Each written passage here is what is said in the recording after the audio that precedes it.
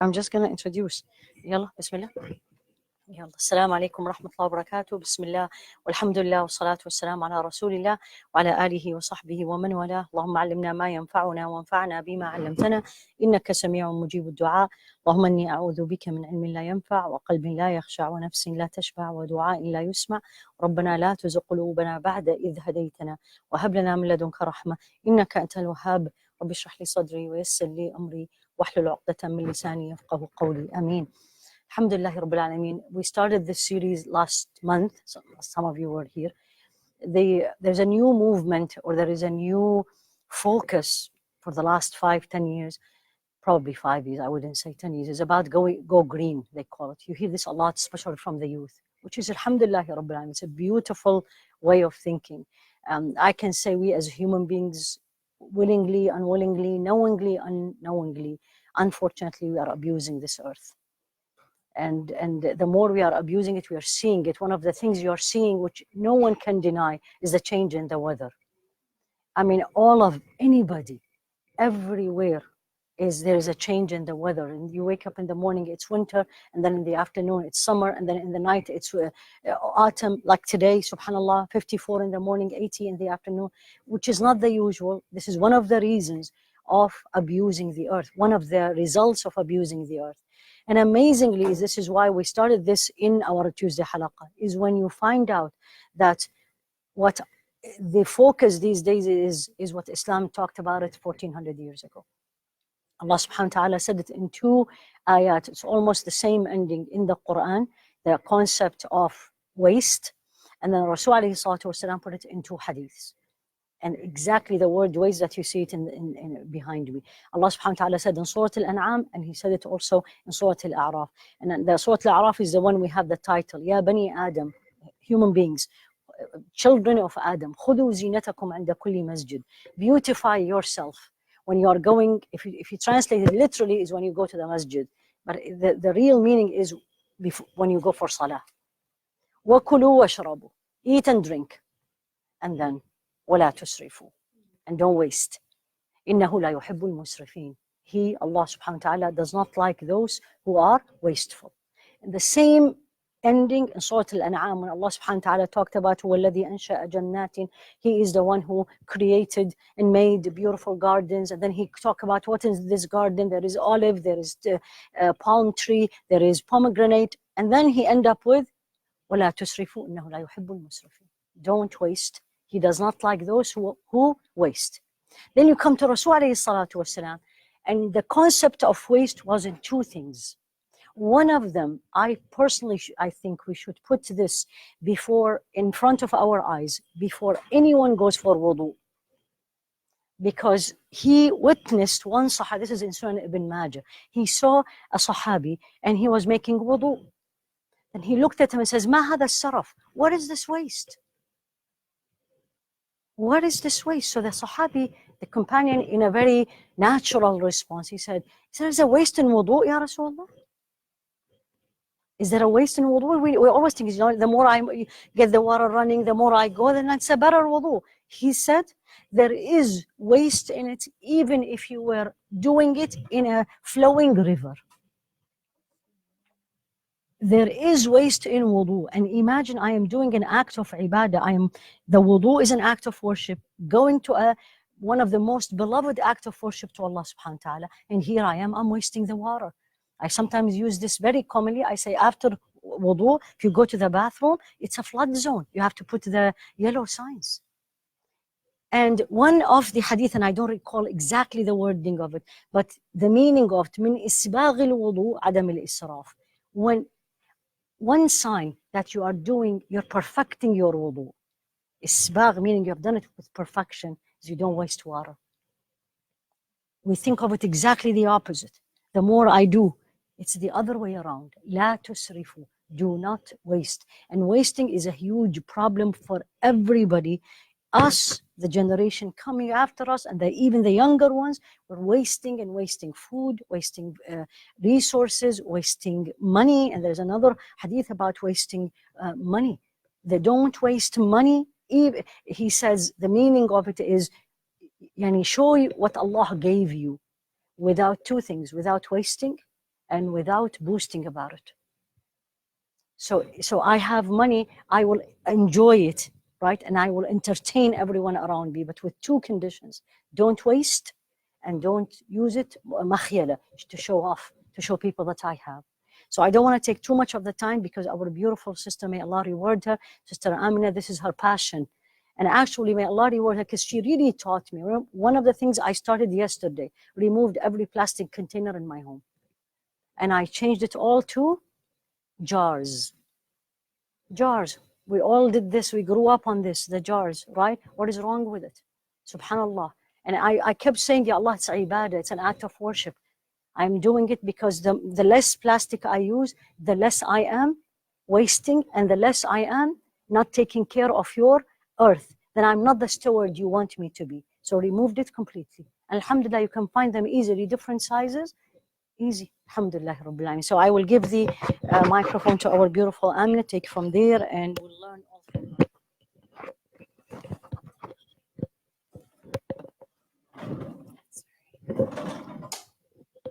This is okay.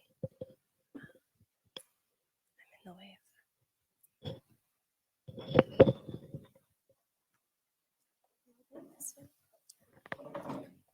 I'll come this. I actually need the computer. Oh. Does this work better? Okay. Perfect. Thanks. Perfect. This way? Okay. Is this okay? All right. Okay. All right. I can see the slides. Yes. Okay. All right. أعوذ بالله من الشيطان الرجيم. بسم الله الرحمن الرحيم. الحمد لله. والصلاة والسلام على رسول الله. We always start, we send praise to our Lord, and we ask him to send his choicest salam and blessings to his beloved prophet.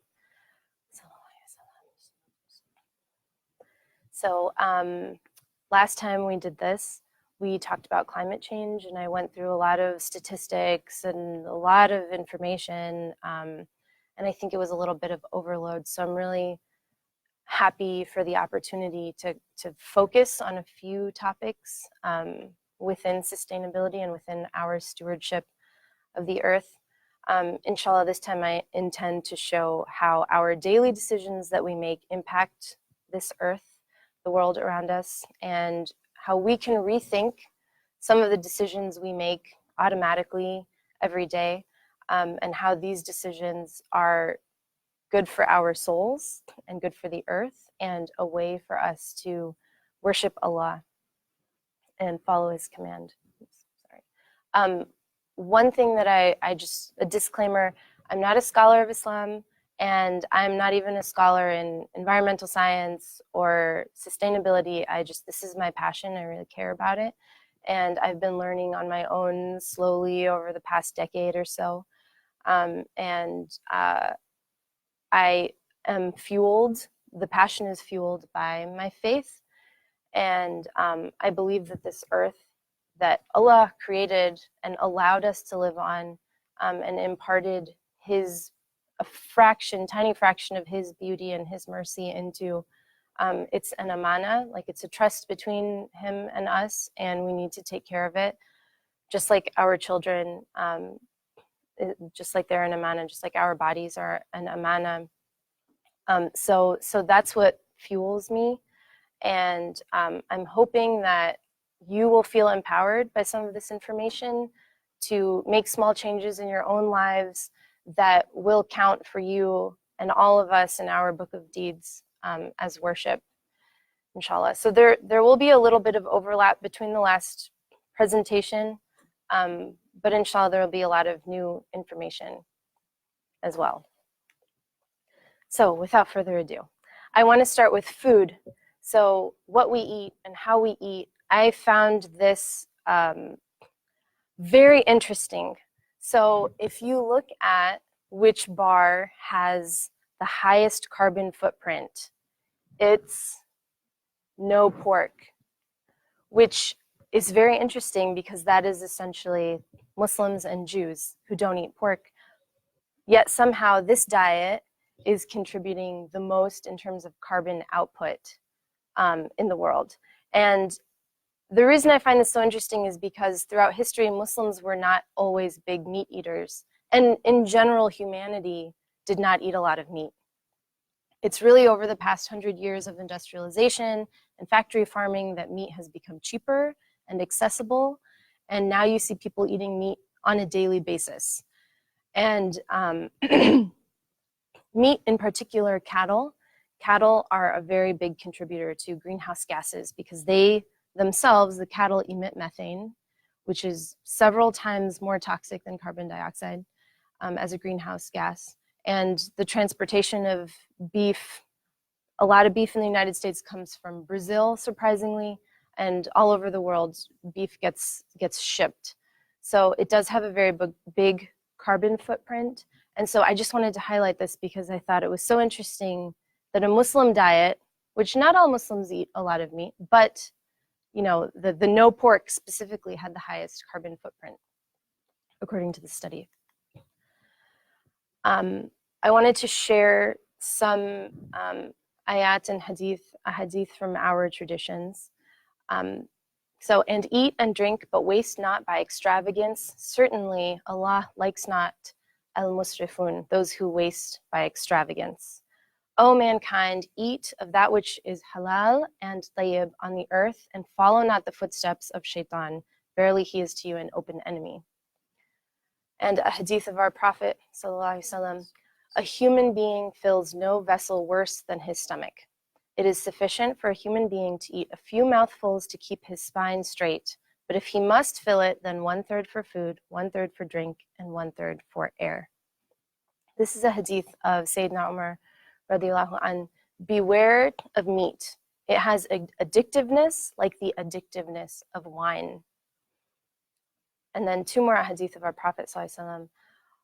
Allah has willed the right of goodness upon most things. So let the one who is slaughtering sharpen his blade and relieve his slaughter by killing it quickly.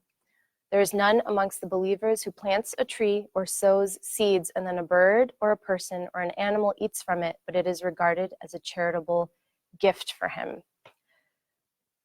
So I want to start by talking about tayyib. And you see this in a few different places in the Quran. That Allah says, eat from what is tayyib.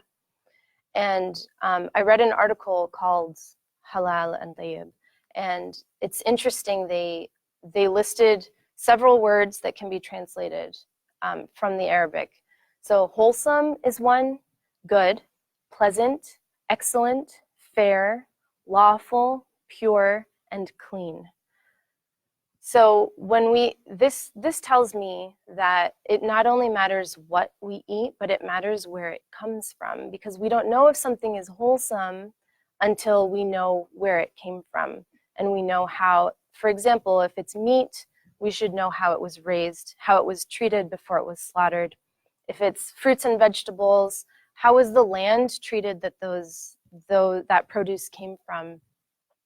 Were pesticides sprayed all over? Were animals affected? Were bees killed because the pesticides that were sprayed on our food? So all of these, the ayats and the hadith, they tell me that it's very important for us to be mindful and reflective of what we eat, how we eat, and the source of our food. So what is so interesting to me is that we live, especially in America, we live in a land of great abundance. We can go to the grocery store anytime, any day of the week, even at midnight, go to the grocery store, get whatever you need. And we don't even think about it. Sometimes we're so distant from the food now. And we don't even have to go to the grocery store anymore. We can download an app and have someone do our grocery shopping for us and deliver it to the door. We've become so distant from the source of our food that we don't even think about it. And something that struck me is that 2,000 years ago, things that we do every day were considered a miracle. So in Surah Al-Imran, Ayah 37, Zachariah said, "O Maryam, from where have you gotten this?" And she said, "This is from Allah. Verily, Allah provides sustenance to whom He wills without limit." And this isn't specifically stated in the Quran, but from my understanding, she was blessed with fruit from the summer and winter and fruit from the winter and summer. And we can do this any time of year. In the winter, we can go to the grocery store and we can get tropical fruits. In the summer, we can go and buy winter, like generally, typically fall fruits. So every day, like subhanAllah, it's really so amazing what we are able to sustain ourselves with. And so I think it's very important for us to be mindful of these decisions that we make on a daily basis, instead of, you know, it becoming just a routine, thoughtless task that we engage in. So these are 10 things that I was able to come up with that I think will help us eat a little bit more sustainably.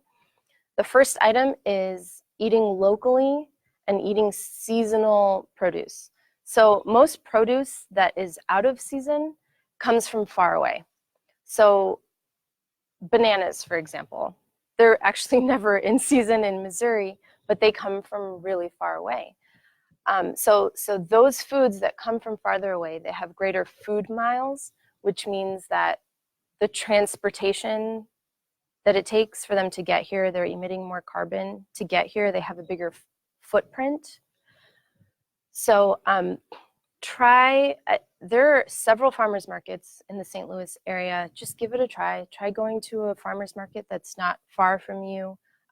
They're all over the county.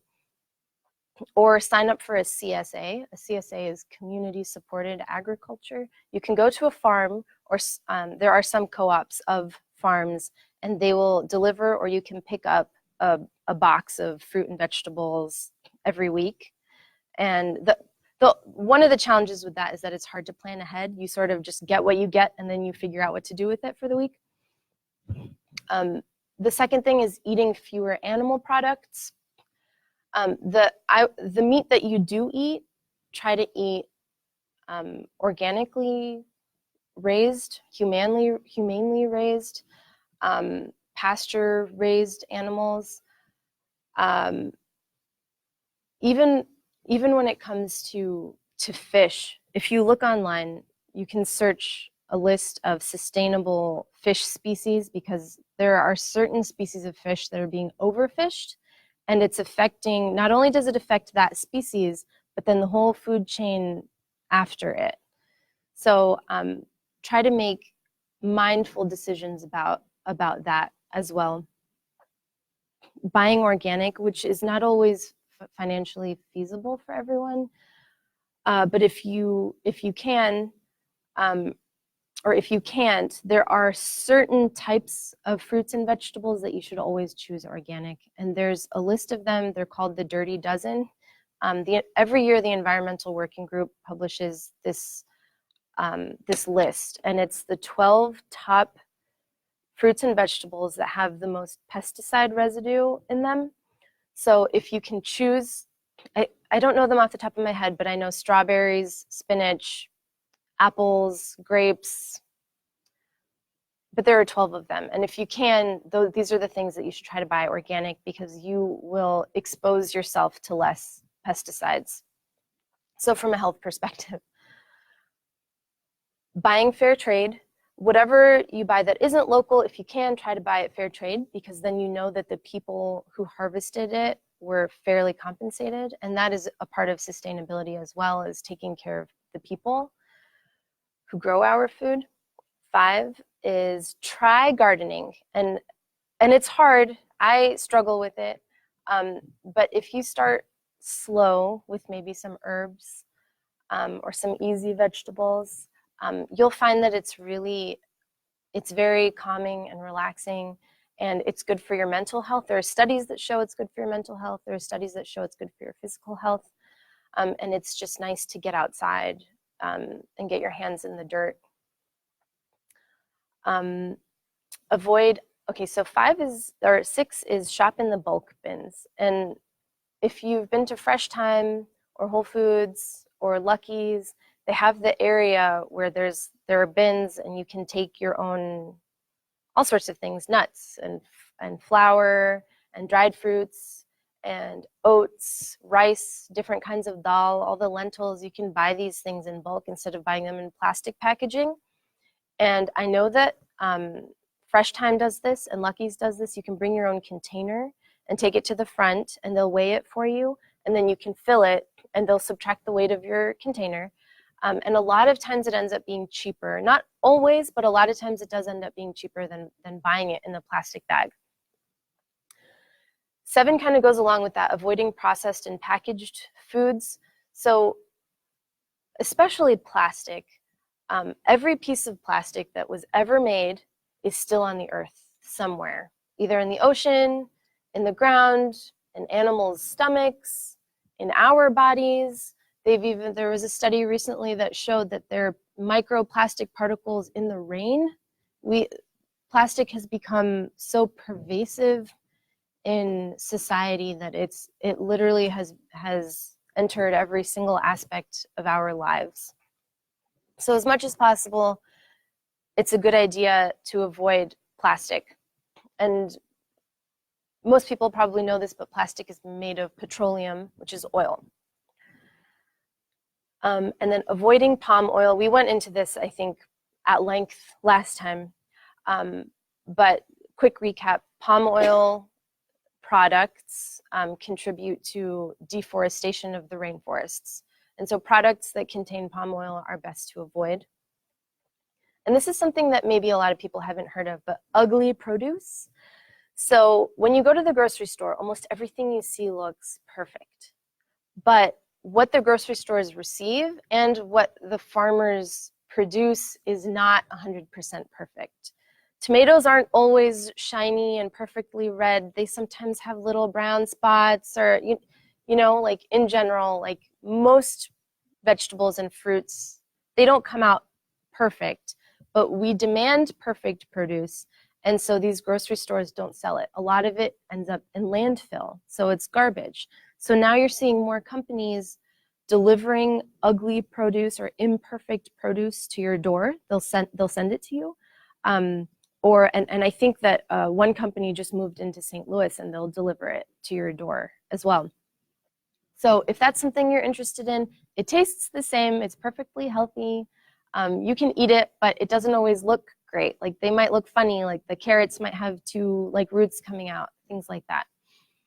And then number 10 is, it seems obvious, but listening to our bodies is very important, and attuning yourself to your body. I think it's a lot harder than it sounds. At least for me, if you put like a plate of cookies in front of me, I don't think, like, my brain doesn't tell me to stop. But if you listen to your body and you eat slowly and deliberately, you'll know when you're full. So water. So one of the biggest predicted crises globally is water shortage. And we saw this 2 years ago in South Africa, in Cape Town. It was, I think, almost exactly 2 years ago, they came out with a report that said that by April, someday in April, Cape Town was going to be 100% out of water. There was going to be no water left unless they did something drastic. So they started this campaign to avoid Zero Water Day, and they asked everyone to limit their water usage to 50 liters or less. And for reference, 50 liters is 13 gallons, and the average American uses 88 gallons a day. So it's a pretty significant cut in daily usage. So they were able to avoid Zero Water Day after they very strictly implemented this policy. So it is possible if we all kind of come together as a community and get on board. The image on the right is the Colorado River, and if you see the white space, that top line, the top of the white, right there, that's where the water level used to be. And The reason why it has gone down so much is from human usage. So California and other Western states take their water for human consumption and also for agricultural use. They take it from the Colorado River. So we are actually, I mean, we're draining our sources of fresh water.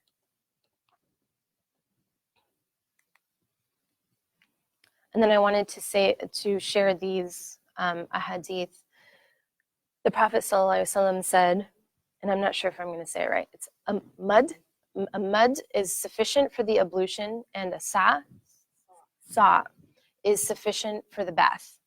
A man said, it is not sufficient for us. The narrator said, it was sufficient for one who is better than you and had more hair, meaning the Prophet ﷺ.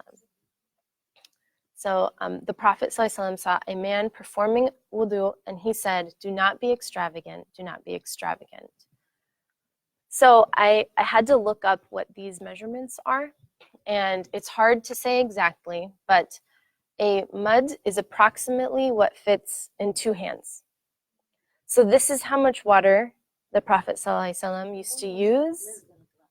Yeah, that's to make wudu, that's it. And then he would bathe, and a sa is 4 mud. So 4 of these he used to bathe in, which is really amazing. And I mean, think about how long we run the shower and, you know, how we make wudu. So, yeah. And he did it for perfection. He did his wudu to perfection. So it's not how much water. Yeah. It's how we use the water. Right. And that's why one of the few times in our Sharia you see it's measured.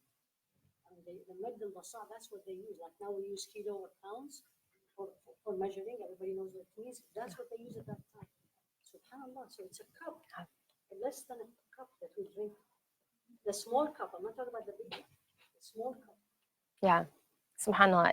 It's really, it really kind of makes you think a little bit and reflect on our own usage. So here are a couple, I think, easy tips, inshallah. So the first thing is just pay attention to when you're using water and how you're using water, what you're using it for. Are you leaving the tap running while you're brushing your teeth or washing your hands? While, like, you know, while you're putting the soap on, you don't need the water running. So it's just a few little habits. It's just a flick of the wrist. We have to remember to add that into our routine. So I said using the dishwasher is actually better, but I put an asterisk there because it depends on your dishwasher. If it's my dishwasher, I don't think it's better because I basically have to wash it first before I put it in there and it'll be clean. So I would say with that caveat, the dishwasher is generally uses less water. Yes, I mean if you have 2 things in there, then yeah. Taking shorter showers. So one thing I started doing was timing my showers, and then I started using like an alarm. So like, you know, 6 minutes, or, you know, let's say you generally take 10-minute showers. Set an alarm for 9 minutes on your phone and see like if you can get it all done before then, and then try 8 minutes, and then 7, 6, but you know, make your way down and see how short of a shower you can take. I don't know if you've heard of rain gardens. I don't know a lot about it. If you go to the Missouri Botanical Gardens website, they have a lot of information about it. But there are things that you can do and plants that you can put in your landscaping and around your house that will take water away. It'll protect your house from flooding, first of all, and it keeps flooding to a minimum. Also in general, like water from running off your property. So it's a way to use local plants, local Missouri plants, using their root systems to conserve water and protect, you know, from flooding. There's also rain barrels. I know a lot of people use these. You connect it to your gutter, and it has a little spigot on it. You can connect to your hose and water your garden from there. So it just collects water from the rain, and you're just using that instead of using fresh water from the municipal tap. And finally, waste. There are so many different avenues of waste generation that we are involved in on a daily basis that we don't really even think about. So in the United States, 30 to 40% of our entire food supply gets wasted. And that comes out to about $100 billion a year of food that's just in the garbage. And this was a very interesting statistic I found, is that Saudi Arabia ranks first in the world for food waste.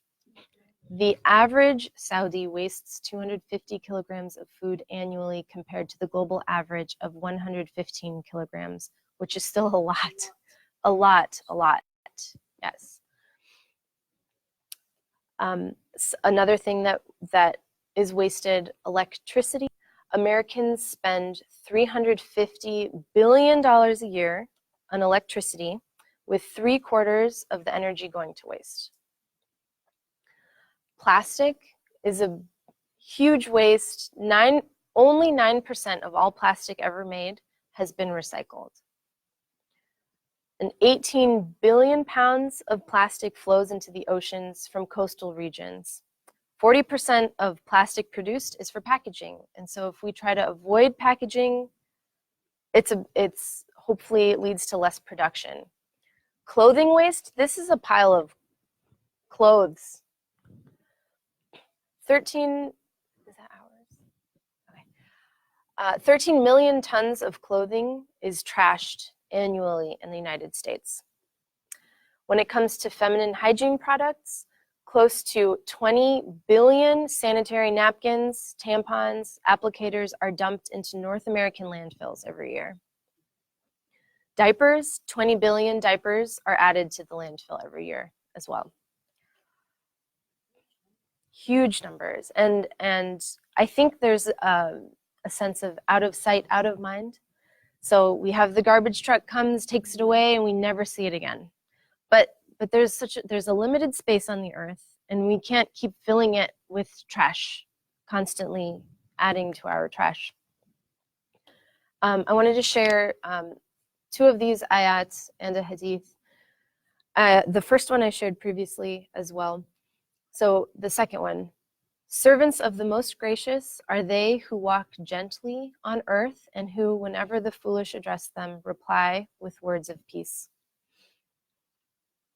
Abdullah ibn Umar said, Allah's Messenger ﷺ, took hold of my shoulder and said, be in this world as if you were a stranger or a traveler.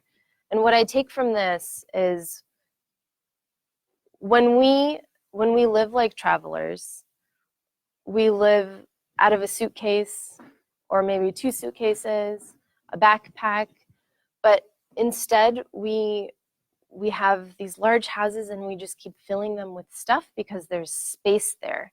And we don't really think about, I'm only here for a little while in this world, and this stuff is gonna stay here. Like, I'm gonna go and all of this stuff around me is gonna stay. And if you want to take it further, and my kids are going to have to deal with it, and after my death, and so just from a practical standpoint, living simply is inshallah, it's the right way to live, and it's the way the Prophet ﷺ recommended that we live. So some things that we can do. The first thing.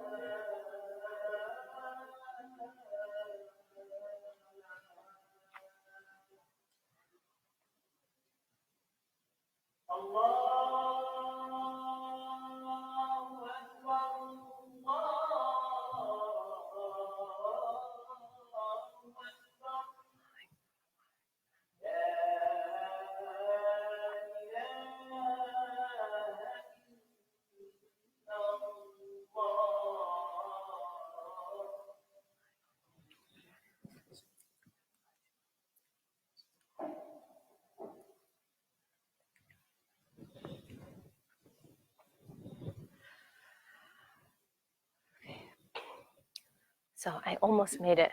I think this is like the second to last slide. So some things that we can do to help curb our waste. First, create an understanding of where you are generating waste. So do a self-audit of what ends up in your trash can. What is it that's going out to the landfill every week? Find reusable swaps. And so some examples of that are reusable water bottles instead of plastic, taking a mug or a canteen when you go out to get coffee, because those coffee cups are not recyclable, they are garbage. Takeout containers, when you go to restaurants, you can take your own container and put your leftovers in there and take it home instead of using their styrofoam or plastic. Take your own grocery bags when you go to the grocery store, and produce bags. Those, you can reuse produce bags or use something else for them. It's really okay if the cart gets wet, or the belt at the cashiers at the register gets wet. They all have towels. I'm telling you, they wipe down the conveyor belt. There are Ziplocs. They're not Ziplocs. They're reusable. They're made out of silicone, or there are other options as well. You can use. There are cloth, like cotton squares that are soaked in beeswax that you can use instead of saran wrap. There's reusable utensils, cloth napkins at home instead of paper napkins, using dish rags to clean your countertops instead of paper towels, using hand towels to dry your hands off instead of paper towels. Those are just some examples. I'm sure there are so many more. Number 3, period products. There are alternatives to using pads and tampons that are disposable. There's a menstrual cup, which you insert and then dump out the blood and wash it. There are washable pads, which have like a snap on the bottom. You put it on your underwear and then you can wash it. There's also underwear itself that has a liner in it that can absorb a lot of fluid. That's washable. And then if those are all like too much to bear, which I totally get, you can think about the sourcing instead and using organic cotton. So organic cotton pads and tampons, and preferably without the applicator. Those are options that still go to the landfill, but at least it's not conventional cotton, which is only, I think, 20% of agricultural land, but it uses something like half of the pesticides in the world. I can't remember the statistic, but a lot of pesticide goes into cotton. There's recycled alternatives to conventional things like toilet paper. You can find recycled paper, toilet paper, and also printer paper. You can find 100% recycled paper for your printer, copier, fax machine, if you still use that. And then unplugging. So I think many people don't know this, but when your cell phone charger is in the wall, even if your phone isn't connected to it, it's using electricity. And that goes for a lot of things. Your computer charger, or almost any type of appliance that's plugged in, even if it's not actively being used, there's a current going in and out of it, so it's using electricity. So whatever you aren't using, try to unplug it. Turning the lights off when you're not using them. Being creative with food scraps, so trying to use the whole part of a vegetable, even like carrot tops. Like there are things, like if you look online, there are lists of things you can do with the whole vegetable, or even with meat, you can make stock out of the bones after you eat. Composting, if you can do it, it might seem overwhelming, but it's very doable. Dr. Haifa does it. shopping secondhand, which I know there is a stigma with that, but clothing is a very big, the manufacture of clothing is a big contributor to carbon output. And so shopping secondhand clothes, you can go places that have very nice quality secondhand clothes. It's a really great way to decrease your carbon footprint. And then the last thing, electronic waste is very difficult to recycle and very energy, I think it uses a lot of energy to recycle it. So you can keep your phone longer than a year, especially these days. Like the iPhone 8 isn't that different from, is it 11? Okay, I don't know. Nowadays, I mean, the improvements aren't that great anymore. You're still getting great function out of your 7 or 8. So hold on to it for a little bit longer until you need to replace it. And then this is just the last quote. I read this a few days ago, and it was after our Tazkiyah class. And I remember Dr. Haifa said that sometimes you hear something from a non-Muslim and you think, that's so Muslim. That's like the most Muslim thing I've ever heard. And I read this and I thought, that's such a Muslim thing to say. So this woman, she was a British economist and environmentalist who died in 1981. But she said, we have forgotten how to be good guests, how to walk lightly on the earth as its other creatures do. So just my parting words, like try to be mindful. And something else we learn in Tazkiyah is ask yourself 2 questions before any action. And it's why and how. So why am I doing something? Is it something that is pleasing to Allah? And how am I doing it? Am I doing it in a way that is pleasing to Allah, in a way that's sunnah, or in a way that is as close to sunnah as it could be? So if we can just retrain our brains to be more mindful of what we say and what we do, then inshallah we will not only be better stewards of the earth, but inshallah better servants of our Creator, inshallah. So, yeah, thank you. I mean, inshallah. How many people in your house will do the same thing? Now remember, it's a contagious, I call it. No, really, it's contagious. Have you seen it? If you are in the bathroom doing wudu, right, and see how many people do the same, versus if you try to conserve water, somebody's going to look and follow you. So if you do, and especially if this is your home, turning off the lights, absolutely unplug. We're not used to this. But I never thought that unplugging serves energy. I really didn't know this. Alhamdulillah Rabbil Alamin. So I think it's a small steps. I get people, because probably you'll get this, people will laugh. I was like, you're a one individual. What are you gonna do? And I was like, you know what? As a one individual, I'm gonna be asked also. As a one individual, I'm not gonna be asked about others.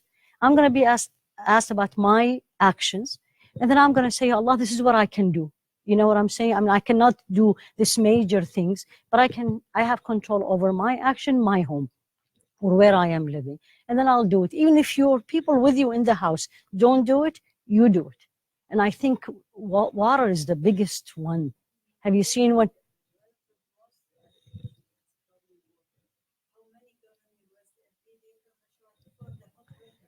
Exactly. Waiting for the hot water, may Allah reward you. Now winter is coming. In between, when you're taking a shower, when you put shampoo in your hair, and we leave the water running. Why? I'm not using it, right? It's the same idea when you do wudu, or when you wash your hand. You have not even put a soap and the water is running. Washing the feet, from one feet to the other, the water running. The worst one I have seen is when you are loading your dishwasher. Why the water is running? Right? So you washed the cup and you're putting it in the dishwasher. It's 2 seconds, but how many things you're gonna put in the dishwasher times 2 seconds every day? I mean, you have to, these are like, it's gonna be collecting effect. It's not like a one time. Then it becomes a habit. Just turn it off. Just turn it off. It becomes so much as a habit. And may Allah subhanahu wa ta'ala teach us. And as I said in the beginning, I'll end with this. Look at it as an act of ibadah. Look at it as an act of worship. It's not because it's a green movement. It's because this is my deen. The last quote you put is Ibadur Rahman. That's what she said. SubhanAllah, this woman, one person showed her the Quran. is the servants of Allah who walks on this earth gently, with humbleness. Then when you leave, the place you were living is better than when you were, not the other way around. الحمد لله رب العالمين. جزاكم الله خيرا. سبحانك اللهم وبحمدك أشهد أن لا إله إلا أنت أستغفرك وأتوب إليك. صلى الله على سيدنا محمد وعلى آله وأصحابه تسليما كثيرا. And next week we will continue our stories of the Quran, inshallah. جزاكم الله خيرا. Allah reward you. It was beautiful. Really, I learned a lot from this one. It's amazing when you're on your daily life, it's connect with your deen. And you don't have to change a lot, just a little bit, inshallah. And I will have some questions. I need you to give me all these numbers. Okay. We'll deliver to my home. Okay. Okay. Actually, we had a